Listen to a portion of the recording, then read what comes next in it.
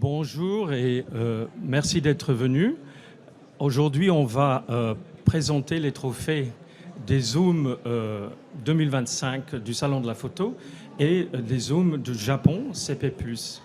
Je suis très heureux de vous accueillir. Le prix des Zoom existe depuis 2010 et nous avons une association culturelle avec les Zoom Japon depuis 2014, je pense. Et depuis, nous avons la chance de soutenir des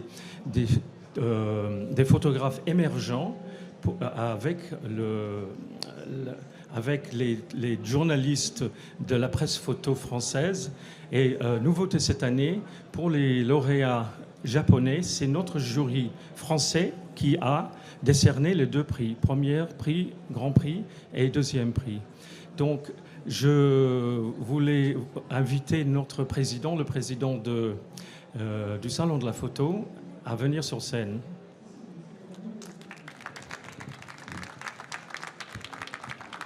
Bonjour tout le monde. Donc Simon, il a déjà tout dit. Donc c'est vrai qu'on a ces deux prix qui sont dédiés essentiellement à des photographes émergents. Donc vraiment l'idée c'est de promouvoir et de faire avancer ces jeunes talents. C'est aussi, on a réuni la presse spécialisée aussi. Donc l'idée c'est de créer un pont entre la presse et le grand public et donc de faire connaître tous ces jeunes talents. Donc il y a deux prix. Le prix donc, de la presse, donc c'est plusieurs journalistes qui ont fait ce vote. Et après, il y a le prix du public qui se fait par le web. Alors oui, c'est vrai, en 2014, on s'est associé au Salon de la Photo du Japon, qu'on appelle le CP+, à Yokohama, dans la banlieue japonaise de Tokyo, excusez-moi.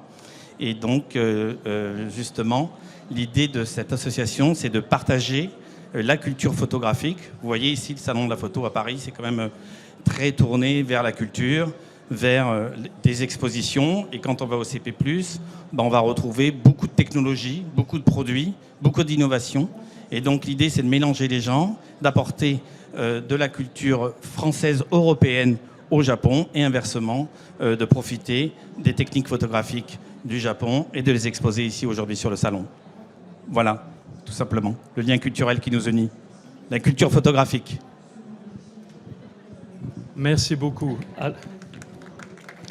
Alors, le prix de la presse 2025 a été décerné par notre jury à deux artistes qui travaillent en binôme, Max et Luna, présentés par Cyrielle Gendron du magazine Photo. Je les invite à venir sur scène.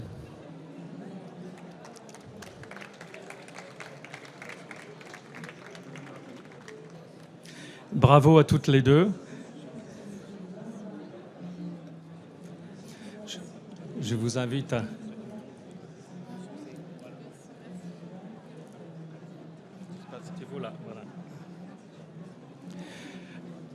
Le prix du public a été décerné à Juliette Dupuy-Carle, présentée par Cyrielle Gendron du magazine Polka.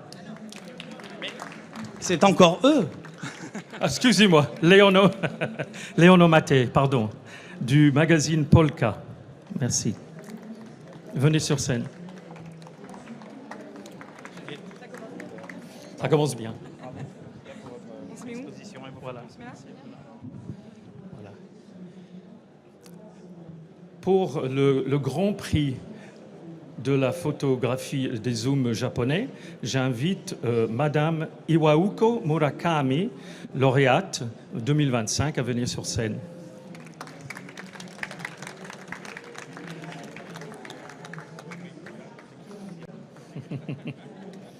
Bravo.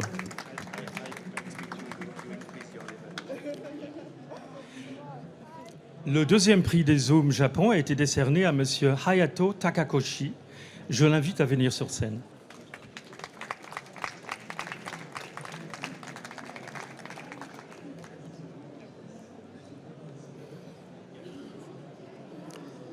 Voilà. Merci beaucoup.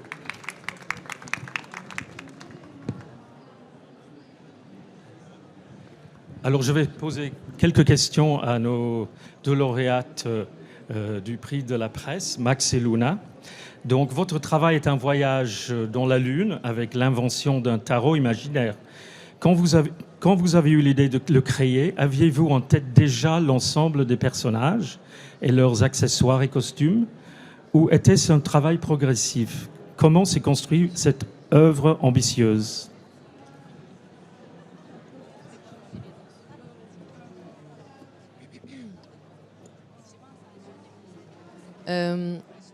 Alors non, en fait, on a créé au fur et à mesure parce que c'est un travail collaboratif, parce qu'on a travaillé avec des créateurs, des stylistes. Et aussi, en fait, la chose qui est très importante, c'est que tous les personnages qu'on a photographiés incarnent la carte. Donc on s'est aussi inspiré du personnage. Donc chaque carte, en fait, a été créée sur le moment, en fait. On prenait à peu près 2 semaines pour créer la direction artistique de la carte. Voilà. Et après, ce qui est intéressant aussi dans ce projet, c'est que la création s'est aussi faite au fil du temps avec l'IA. On s'est pas mal amusé avec cet outil et en fait, c'était un va-et-vient constant entre nos idées et ce que l'IA nous apportait. Et donc, ouais, c'est aussi une autre dimension de ce projet. Très bien. Merci. Cyrielle, comment as-tu découvert ces 2 artistes sortis de l'école des Gobelins et qu'est-ce qui vous a séduit dans leur démarche? Alors moi j'ai découvert Max et Luna, elles étaient encore étudiantes au Gobelin effectivement, elles avaient une seule image à l'époque créée et j'ai eu un coup de cœur et j'ai décidé de suivre ce travail de près. Et à l'issue des 22 cartes du jeu de tarot, effectivement, c'était une évidence. Leur travail, il est complètement révélateur d'une génération qui mêle les techniques et les influences. Elles ont fait un énorme travail d'archives et de documentation. Elles ont à la fois lié le travail à la chambre photographique et l'intelligence artificielle. Et donc c'est effectivement un travail très complet qui nous emmène dans un monde imaginaire et qui, photographiquement, nous fait voyager. Merci beaucoup. Je vais poser une question à Iwaoko Murakami. Dans votre série Known Unknown, présentée dans l'exposition à l'étage, comment voulez-vous aborder la notion d'un portrait sans visage? Le travail que vous avez fait avec chaque femme, était-ce de la mise en scène ou avez-vous laissé la personne s'exprimer librement? Quel message voulez-vous faire passer par ces images de femmes, toutes dans un intérieur intimiste? この作品は、顔が見えない代わりに、身振りや手振り、あとはその人たちが普段過ごしている環境など顔以外のもので、その人たちのパーソナリティのヒントになるように、撮影をしました。で、演出かどうかっていうのは、私がそこに行って普段過ごしているようにしてくださいと言って撮ったので、ある意味ではその普段ある光景の再現なので、演出とも言えるし演出ではないと言えます。そう、もう一個質問ありました。どういうメッセージを伝えようと思いましたか？もういいや、もう全部答えてください。いいですか？はい。Enfin, je traduis. Dans cette série, au lieu de montrer leur visage, j'ai essayé d'intégrer au maximum des informations personnelles sur ces femmes. Par exemple, leur espace intérieur, environnement, vêtements et leur gestuelle, expression corporelle, les gestes propres à ces femmes-là. Et je me suis rendue chez elles sur lieu de travail et il n'y a pas vraiment de mise en scène. Je leur ai demandé de bouger comme elles veulent, de passer leur quotidien comme d'habitude. Et j'attendais longtemps le moment où je déclenche, j'appuie le déclencheur.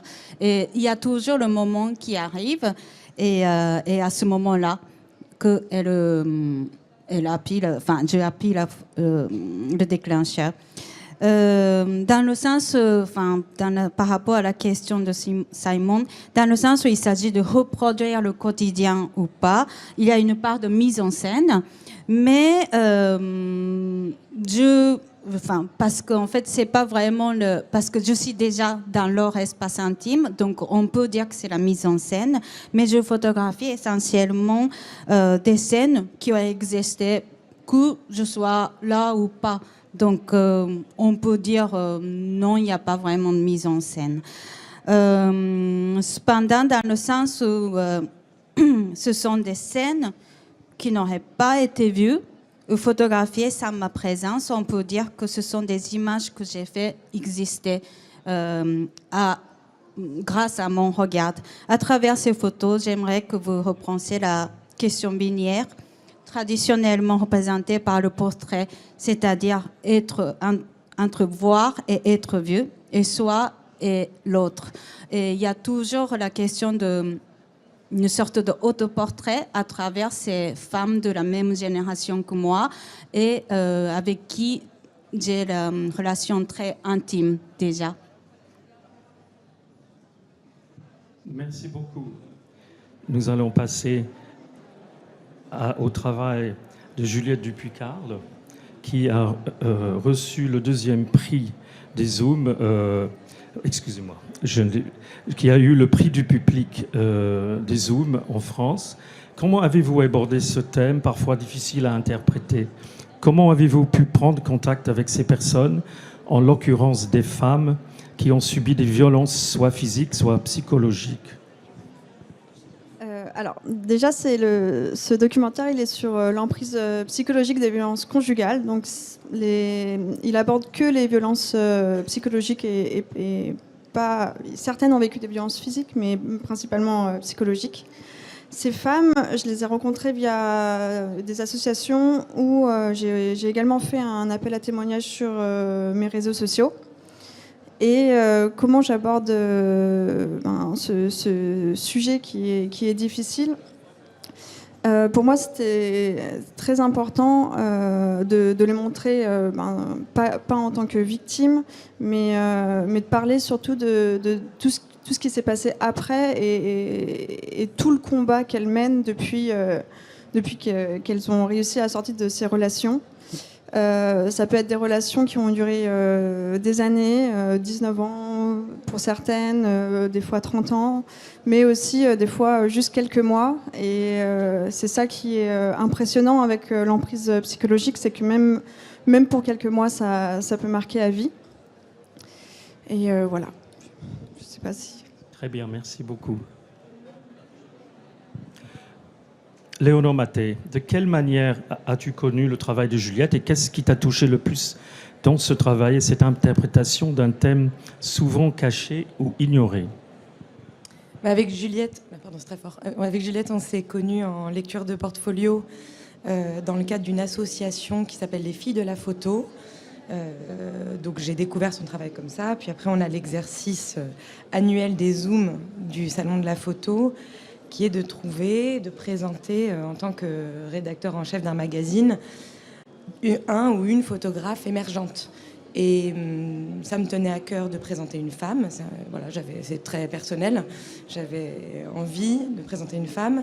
Et j'ai cherché un petit peu dans les photographes que j'avais rencontrés. Et ça m'est paru comme une évidence de présenter le travail de Juliette sur une thématique qui est à la fois une thématique de société, et en même temps qui n'est jamais traité de cette manière-là.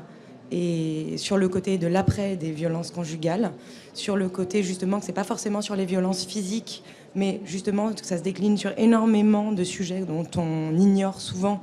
Enfin, c'est quand même c'est ce que tu dis, Simon, c'est que c'est très caché, et il y a beaucoup de honte, c'est toujours très difficile, et Juliette a trouvé, selon moi, une manière de parler de cette thématique-là de manière très tendre, très douce visuellement et dans l'approche. Et j'étais extrêmement sensible à ça. Merci beaucoup. Et Juliette, est-ce que c'est un projet à long cours?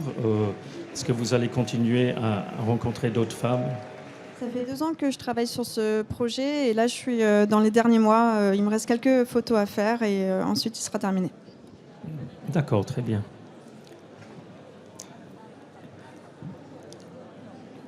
Hayato, Takekoshi. Vous avez reçu le deuxième prix des Zoom Japon, décerné par notre jury français. Dans votre travail, la mémoire joue un rôle important.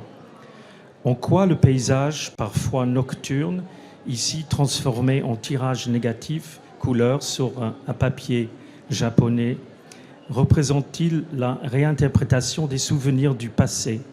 Pouvez-vous nous en parler un peu de votre démarche?